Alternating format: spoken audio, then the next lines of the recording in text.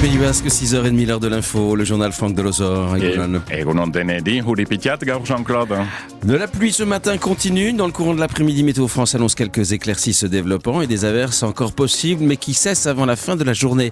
Attention au vent de sud-sud-ouest assez fort, notamment près des reliefs avec des rafales à 85 km/h. Quant aux températures maximales, elles seront de l'ordre de 16 à 18 degrés aujourd'hui.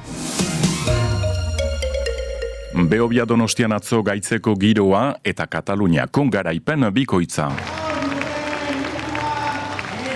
Gizonetan irabazlea Nano Liberaz, oren bat, minuta bat eta 29 segunda. Es una carrera mítica, público, las carreras de aquí son espectaculares. 29 urteko katalanak Zarauzko triatloa irabazi du jadanik, emazteetan garailea atzo Cristina Silva, oren bat, 11 minuta eta 32 segunda, katalanak indartsu beraz orotarata.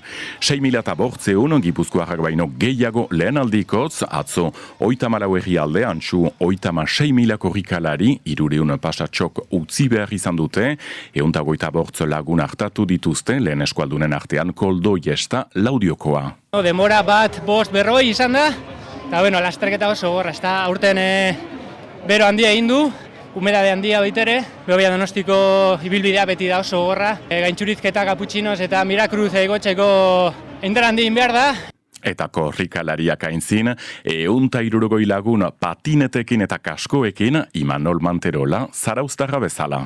Ondo, gustoa, egualdi aparta, eta gotxamena bat. 51 minutu baino segundu gutxi uste dut. Galdapa gora, galdapa bera, divertigarria da oso. Korrikaitekotan mendian politago, hemen karretera baino, eta patinetan, polita da gaina hemen jutezea trenetan, taldian juten ikasi behar da, eta badaka bere adrenalina puntu ere bai. Zaila dana patinatzen, eukitzia, 20 kilometro, ez semaforo, ez koska, ez errabe, dana zuretzako, eta hori goxamena da. Abiadura aldapa bera batez ere, hartzea abiadura, eta aurrene guai igual 80 kilometro orduko harrapatzu bet, eta gu, 45, orduan, bai, ibili behar da, pixka kontrolatu behar da. Kaskua da ezinbestekoa, eta eskutan guantiak bai.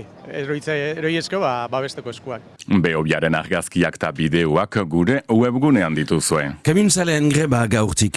Greba mugagabea Espainia osoan, garraioen arloa defenditzeko, mugan untsala zeraginik ez, hegoaldeko sindikata nagusiek ez dute bat egin deialdiarekin. Baionan lanak, bidean berritzeak eta ondorioak ibiltzeko arratsuntatik goiti, 8:30 goizeko 6 arte, hemen Marin etorbidean eta Camp de Prats aldeetan, setasun guziak gure webgunean. Motozalean informazio bilkura sarri mugerreko trinketian, sedea da azaroaren 26an eginen duten manifestaldia prestatzia, ez dute bat ere begionez ikusten motoentzat ere teknika kontrolak derrigorrezkoak izatea.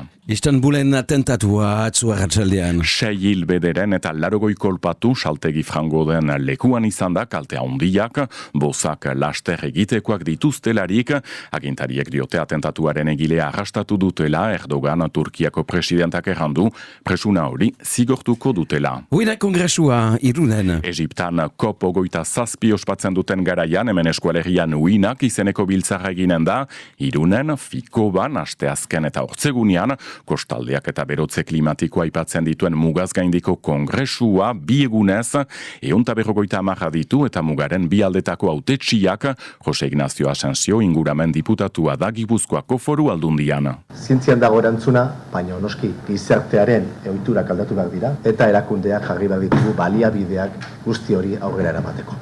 Hemen dagoen zientzia maila ez da seguraski beste lekutan ikusten. Aurtengoan klima larriaren aurrean ekiteko eta komunikatzeko mugitzen gara lelopean egiten den edizioa, nik esango nuke lehelo hori helburu badela baita ere. Alderrotatik ikusten dugu nolako eragina duen gure lurraldean, lurralde txikia baino eragina handikoa, kostaldean 180 bizi delako, Gipuzkoarrok, ia kostaldean bizi gara 180. Eta hori ze suposatzen du, egotakoaren eragina izango da izugarrizkoa. Kostan bizi gara, euskaldun gehienak. Uinak kongresua Irunen asteazkenetik goiti, setasun guziak gure webgunean.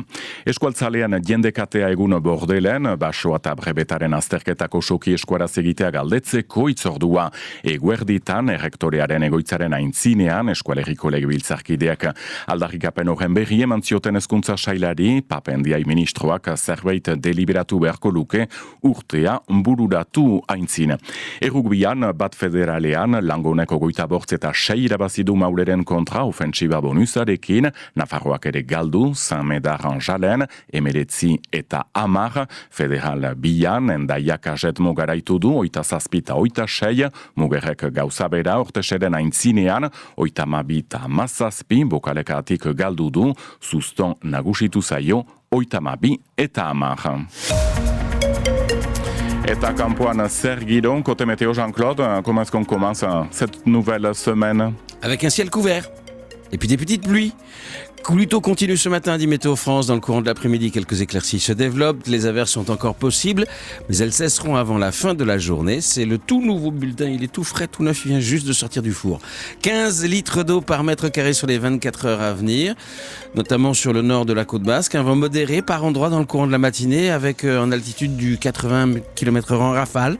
Et des températures maximales qui chutent par rapport à hier. Il faut dire qu'hier, ça a encore été exceptionnel. Entre 15 et 18 degrés au milieu de la journée. La météo 100% locale avec Habitat Sud Atlantique.